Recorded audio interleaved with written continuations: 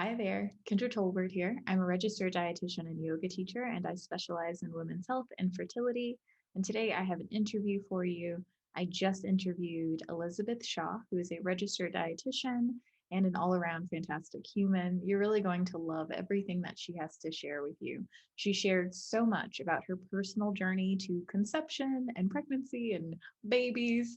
And she shared a lot of great information about regaining trust towards your body and rekindling that relationship with your body while you're on the journey to conception. She also shared, this came after, a special discount code for anyone who wants it to one of her guides around nutrition and IVF. So I will make sure to link to that below, as well as everything else she has to share with you, and share the discount code so that you can get some money off and save some money on this really amazing resource that I adore and recommend all the time.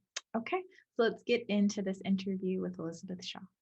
Hi, Liz. Thank you so much for joining me today. I'm super excited. I just told everyone a little bit about you, but I would love to hear even more about you straight from you. Thank you, Kendra. Hello, Kendra's followers, audience. I'm so excited to be here today. I am Liz Shaw. I am a registered dietitian in San Diego, California, and I have been a longtime admirer of Kendra's for, gosh, our friendship, I think, is like 5 years strong now. I know we met really early on in my trying to conceive journey. So I'm so excited to be on your YouTube channel today. So I am a registered dietitian like Kendra, and I kind of do a lot of different things like many people do in this um, world today. I'm an author, so I've written a couple cookbooks. I also have a media communications business. So predominant part of my business is writing recipes for my blog, Shaw Simple Swaps, and interacting with different nutrition clients who are looking for communication. So they might have a new study come out. I work a lot with California avocados and helping disseminate that messaging. So that's my big bread and butter, I always say. But a really special place in my heart is the fertility community. So that's actually what started me on my journey with writing. And so that's what led to my first book, the Fertility Foods Cookbook, because I myself was going through so much and trying to find the research on, what can and can I what is in my control at this period of time. So that's really when Kendra and I started connecting, and it's been something. I actually do have a small private practice, so the only clients I see are those trying to conceive, and it's usually the IVF route. And I open that up to 4 spots a month, and we have like 4 to 8 week programs. So that's kind of where my heart and my passion for this community still lies. So I can't let that go. Yay. Sorry, I'm like fangirling because I adore you. Okay, so I apologize now, everyone who's watching this, because I may just randomly be like, I love you. And it's completely sincere because I absolutely adore you. Liz forgot to mention that she is one of the most generous and just like genuinely compassionate and kind people in the entire world. So I'm plugging that into her. Well, thank you, my friend. Takes one to know one. Aw, thanks. So you touched on this. You mentioned fertility, and that's really how you and I connected. Would you share more about your fertility journeys, all of that? Absolutely, yes. So, gosh, I could talk for hours and I'm an open book. So I'm going to try and consolidate this. But if you have any questions at all, feel free to reach out because I'm happy to share more. So, and also, I'm a little congested. I have a cold, so I do not normally sound like Phoebe from Friends, but that is how I sound right now. So let's rewind. My husband and I actually are gearing up to celebrate our 9th wedding anniversary next week. And we had been dating quite a while before we got married. And so we had obviously the kid discussion, and we knew right away, like we wanted to start trying once we got married. We had already lived together. We kind of like knocked a lot of things off the list, maybe that aren't as, common in traditional sense before you get married. And so, within the first year, we were ready to start trying.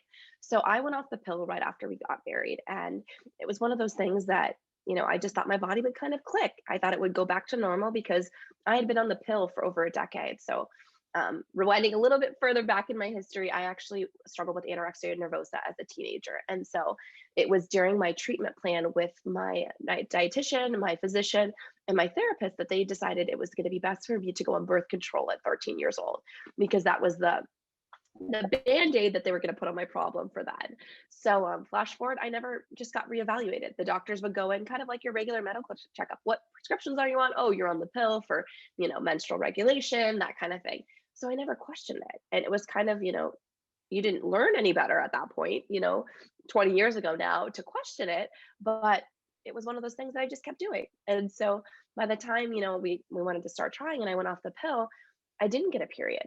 And it was one of those things that was like, huh, that's strange. So 3 months went by and then I was like, I should make an appointment with my OB. Went into my OB, he ran some tests, and I actually had a really phenomenal AMH level. So that was one of the things that, like, we knew I had eggs in there. I didn't have PCOS. I didn't have endometriosis. So we ruled out those things kind of early on, as far as you can with, testing in your OB's office. And so he decided after 2 months of testing to send me to a fertility specialist. And that's when kind of our really hard, I say hardcore, but everyone's journey is hardcore if they're struggling trying to conceive. But that's when our pricey, I'll put it this way, pricey journey with fertility started.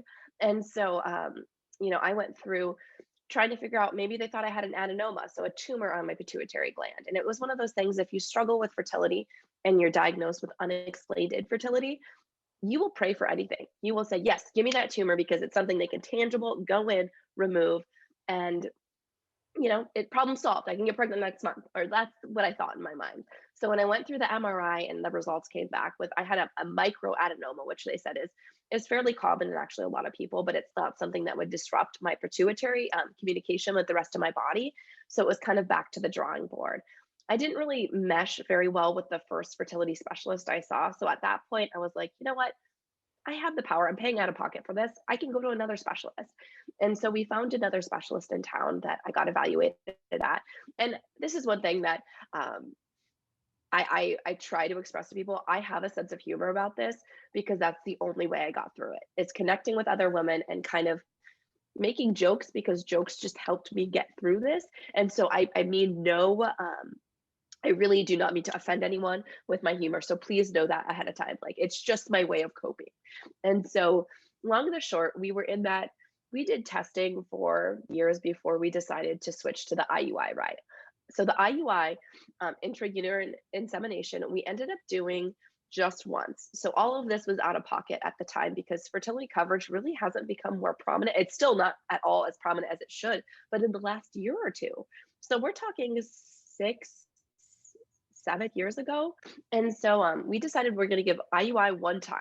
And if that didn't work, we were going to switch to IVF. So in my mind, if anyone that ever has had an IUI, I know sometimes you read about it and it's like, oh, it's not invasive. It's this kind of thing. Like, no, it is invasive. It doesn't matter because it's not what you're truly, think the way you're going to get pregnant is. And so, I can remember my IUI regimen actually required IVF medication because I still wasn't menstruating. And so I had to do the injections with my husband before the IUI, which is pretty uncommon as far as stemming your body for an IUI. And so I got a little preview of what IVF was going to be like at that point. But I remember thinking, like, oh, this is going to work. Like, my neighbor got pregnant on an IUI. Like, this is going to be so easy, $3,000, no problem. And then I remember it was a Sunday morning and I just started bleeding. And I was like, oh my God, I'm miscarrying. Like, in my mind, I had like already believed I was pregnant. And then I called the doctor's office right away. I was like, oh my gosh, there's so much blood. And they're like, oh, like, you're getting an artificial period is what they called it. Like, you didn't get pregnant. And they didn't tell me that. They didn't tell me that, like, if I didn't get pregnant, you think, like, yes, a normal person would know, like, but someone who's not getting their period, and then all of a sudden they wake up and they're getting all this blood is like, oh my gosh, like, am I dying? Am I miscarrying? And so that was really a traumatic moment for me. And I remember someone very close to me who hadn't struggled with fertility, was just trying to console me, actually said to me, well, Liz, like, what did you expect? Like, it wasn't going to work the first time.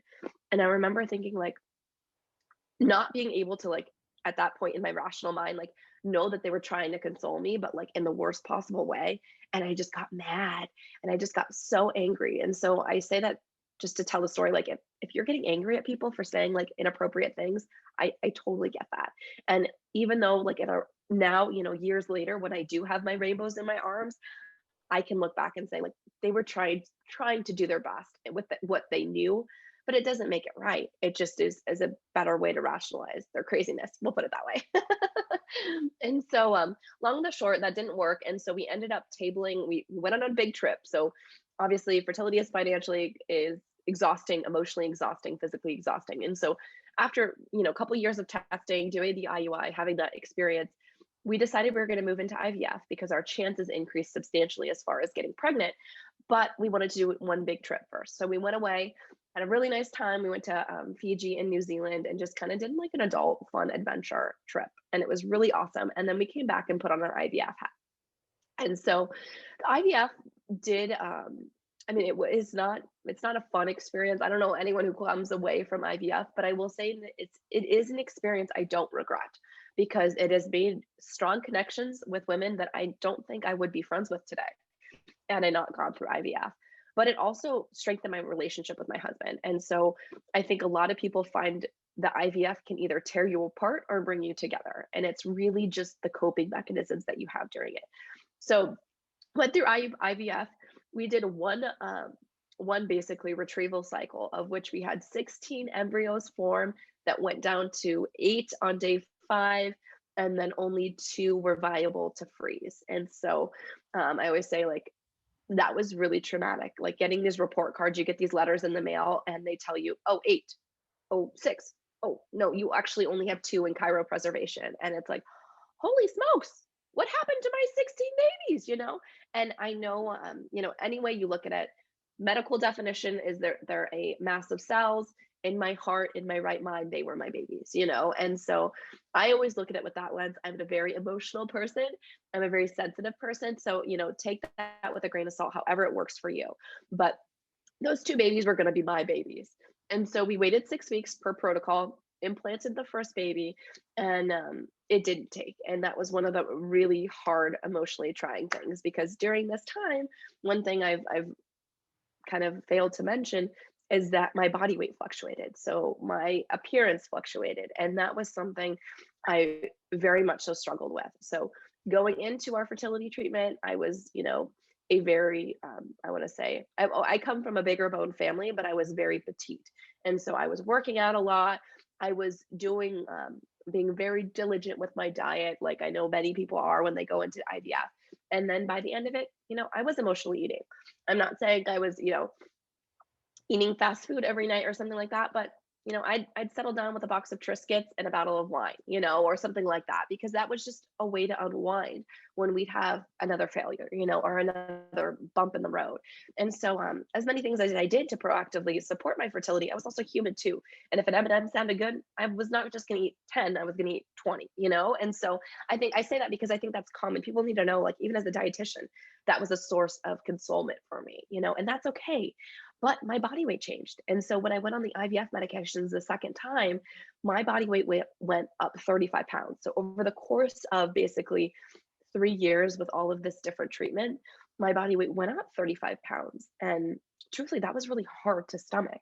And so when we implanted our second embryo and that embryo didn't take, and I had nothing, now I have none in the freezer, I have nothing to show for it except 35 pounds of extra body weight. That was very hard to sit with. And even now I get teary eyed because it's something that I know so many women struggle with. And it's like seeing your body change when you have no control. And I know some people might be listening, but well, you had control. You actually don't have a lot of control because your hormones are actually what's dictating what's going to help and hinder your weight loss or your weight gain.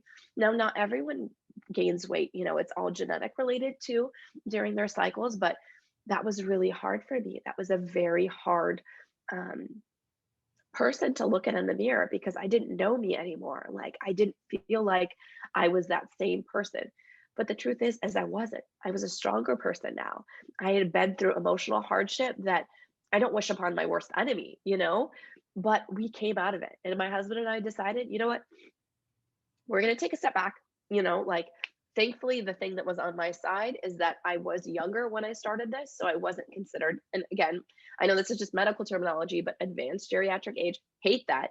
But I was younger. So the doctor wasn't as concerned as me, jumping right back into another IVF round to get those eggs out. So we decided to take 3 months off. My husband had the opportunity to work in Switzerland. So we decided to go out there. And luckily, my a lot of my media work I can do anywhere. And so I went out there for 3 months with him, and I ate bread.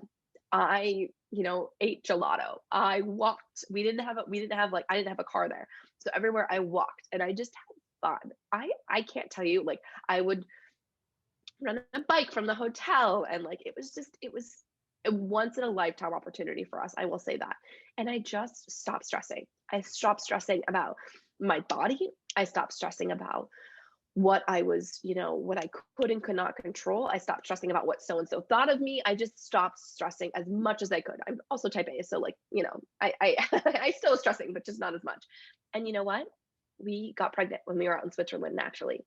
So I say that because I don't regret IVF. I don't think I would have been able to get pregnant without the IVF because my body clearly needed that extra weight.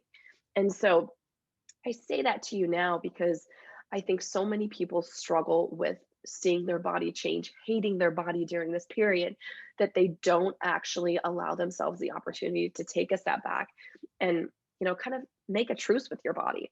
When we went to Switzerland, I basically said to my body, like, hey, I know that you can work because we had done some minor testing that I paid out of pocket for just to figure out, like, could I actually ovulate now? Like, was I actually like doing the stuff on my own because I had this extra body weight? And we did get some data from that helped me timing my cycle, timing when we should have sex, and all that kind of stuff. But it was just a really good point for me to be like, hey, you haven't worked for me, but maybe it's because I'm not loving you. Maybe it's because I'm not saying, hey, we've been through a hell of a time this last, 5 years. Maybe I should just step up instead of hating you all the time, like love you. And I'm not a therapist. I am, I'm just a very like average Joe person that struggles with body image, but realized that was getting me nowhere. So what could happen if I actually just say, hey, you know what? Let's just see what we can do together instead of hating each other so much. So sorry, I just talked a lot. I know. I love that. I want to hear all of Oh, it. okay. I was like, okay. So we did get pregnant out there, and we were able, like, it was a viable pregnancy, so we did cut our trip a little short so I could come back to the States and confirm, because the language barrier out there, I was at a hospital that only spoke Italian. And so the translation was really hard. They kept telling me I had an ectopic pregnancy, and I was like, no, like, this can't be it. Like, that was the first time I'd ever seen a positive pregnancy test. So it was just so many emotions. And so when we got back, the doctor confirmed, but they couldn't find a heartbeat right away, which is normally, heartbeats come between anywhere 6 to 9 weeks, depending on, how strong it is.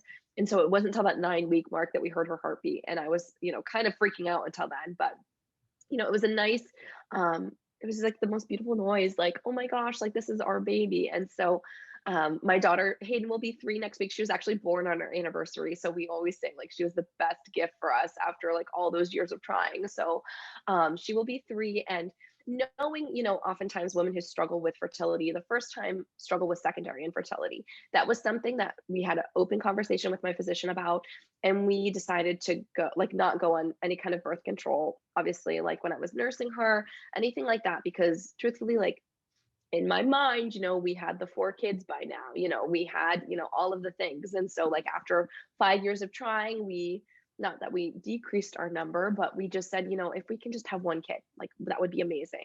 We'd love to give her a sibling, but if that doesn't happen, that's okay. And so we did try, and it took us, and I say this because I know everyone struggles at different lengths. So I don't want to, if you've been trying for 10 years, I'm so sorry. Like, I don't want to make my, 2 years of trying for a number 2, like, seem like, like, in the comparison thing, I think it gets hard out there. So we did start trying, and after 6 months of trying, if you have struggled with primary infertility, they actually diagnose you with secondary infertility because it's more likely that you're going to struggle again. And so I was diagnosed with secondary infertility, went in for all the testing. It was actually the month that we were supposed to go on Clomid, which is something I wasn't able to do in the prior trying to conceive cycle because I didn't actually have a cycle. This time I had a cycle. I just wasn't able to actually get pregnant. It was the month that I got pregnant. And so I actually never went on Clomid.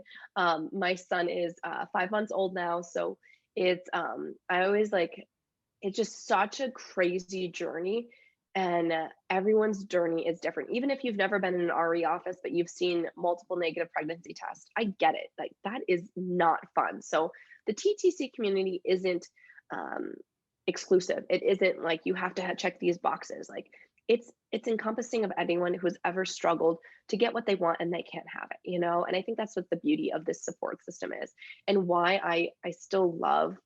I'm not as active on handles anymore on social media, but the core group that I started with and that I still see is kind of like that life that reminds me, like, yeah, motherhood is hard too, but like it's a different lens that you look at motherhood with, because you know how long it took you to get there. Does that kind of make sense?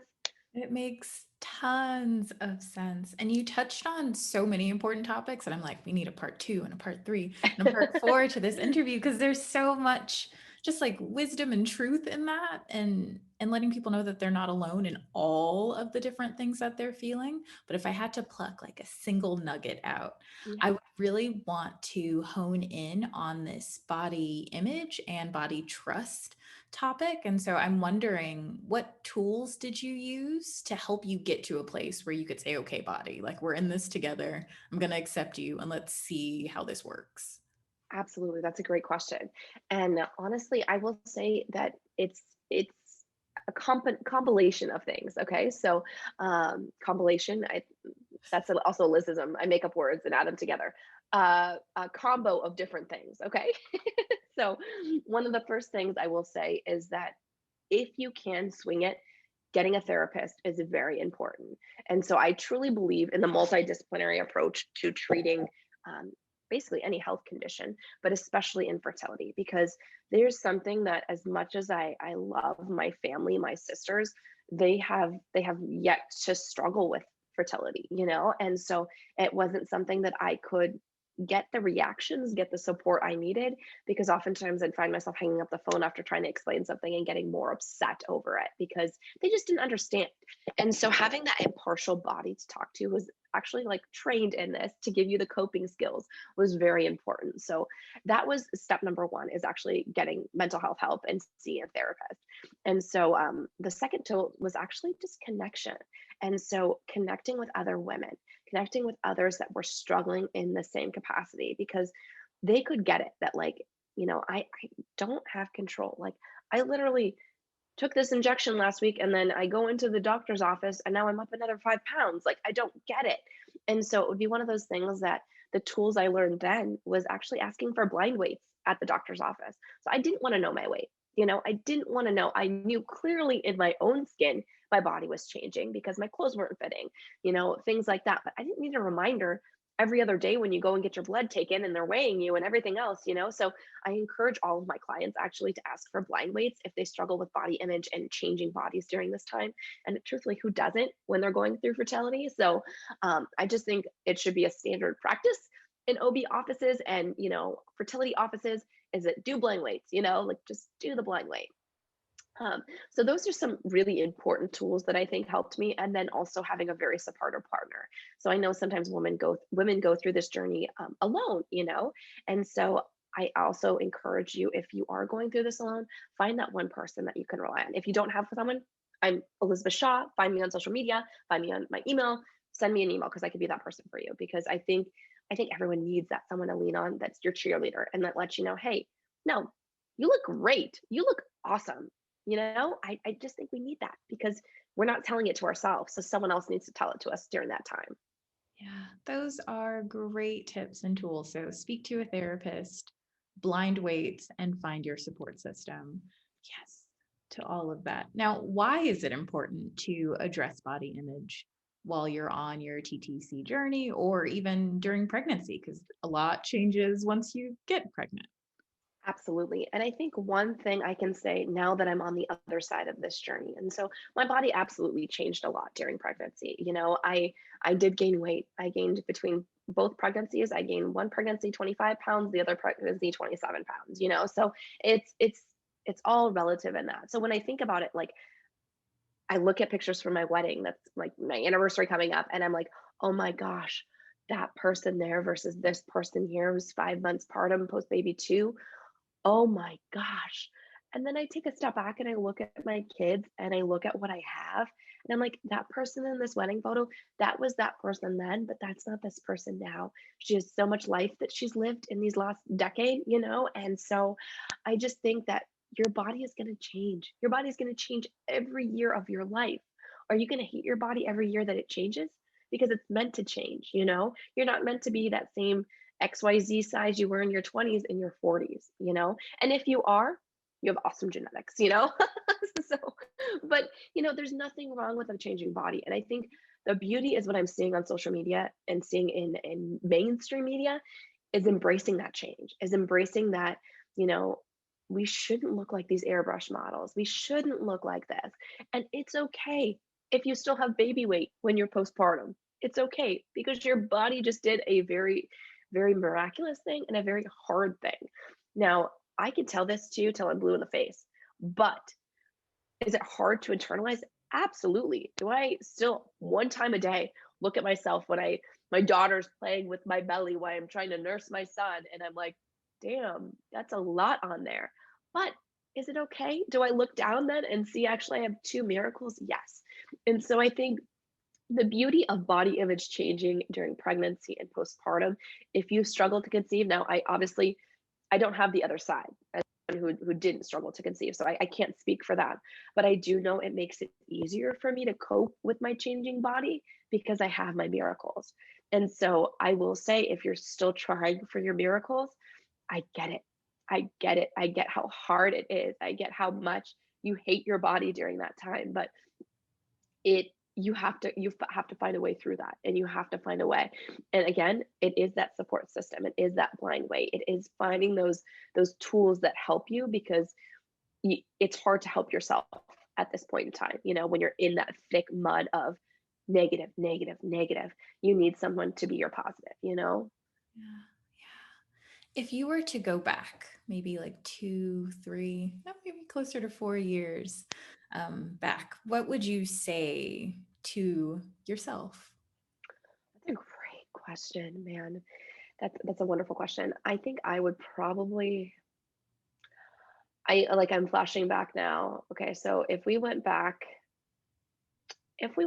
4 years, it was actually when we found, almost to a day, when we found out our second embryo didn't take. And I remember, I'm a rollerblader, so rollerblading is my therapy. I remember putting my blades in my car and driving down to Mission Beach and putting the song I Will by Citizen Way on my iPad or iPod, whatever you used at that time, 4 years ago. I don't even know. I didn't have AirPods then. And so I remember just riding. I did this 8-mile rollerblading ride and crying on repeat to I Will by Citizen Way. And I remember just thinking, like, this is my fault. Like, this is my fault. This is what could I have done differently? What could I have made this one a positive? What could I have done to not have us have this expansive amount of financial drain from this last 3 years of procedures and testing? What could I have done? Because that was our last embryo. I think if I could go back and tell myself right then in that moment, I would have said, it's not your fault. It's not your fault. And I think women need to hear that. Men too, it's not your fault during this journey.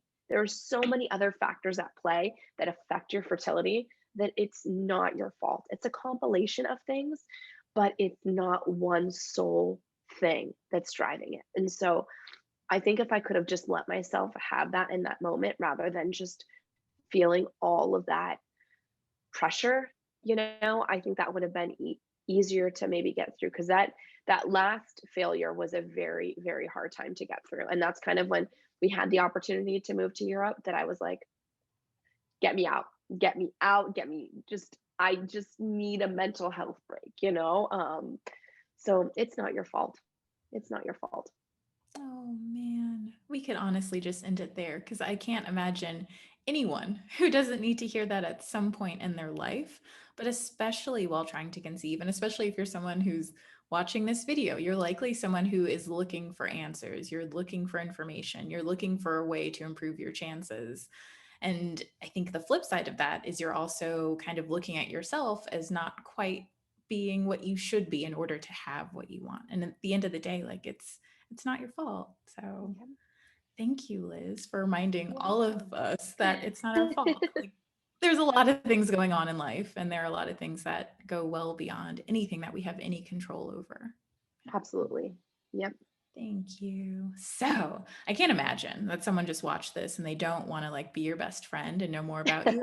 So where can we learn more about Liz and all that she has to offer us? Thank you. Well, you can visit me on my website. I have shawsimpleswaps.com, and I have a whole section. I've actually migrated my bumps to baby, which was a very special place. It was almost, I call it my online journal that I used during my fertility journey and pregnancy journeys. On my website, it's a women's health section. I have over 35 stories of hope, is what I've titled them, of women who've struggled to conceive and shared their journey. So I know that that's a very popular place for people to find comfort and solace. And on social media at Shaw Simple Swaps all around. Not super into TikTok, but that's really where you can find me. Send me an email, shawsimpleswaps@gmail.com. I'm serious. I just actually gave someone my phone number the other day to give to her cousin because she's in the thick of IVF right now. And I literally, if I could just send you a quick message and just let you know, even if it's just the sex, because I think sometimes they need to hear it from someone that you'll get through this, like that knows how hard it is to continue, sticking yourself with progesterone shots at night or whatever it is. Like, I can be that person. I'm not going to put my phone number out here right now, but Kendra can give it to you. Thank you, thank you, thank you, Liz. I will link to everything in the description box below. So feel free to head down there and click all of those links. And I have to make a little plug for this book, which I still adore. It's an OG. It's one of my favorites. I remember reading this on a trip to DC and like sitting back and being like, oh, yeah, just because it was more than just recipes. It was like you were my friend who was walking me through something very difficult. And I'm not trying to conceive, and I wasn't trying to conceive, but like life, we're all trying to give birth to something. And so this is such a good book. So thank you for writing this book. Make sure that you take a look at it. Just click on the link in the description box below. So, okay, time to end. Thank you, Liz, for being here. Thank you for being Thank you. you. Thank you so much, Kendra. Thank you. And you guys have a beautiful day.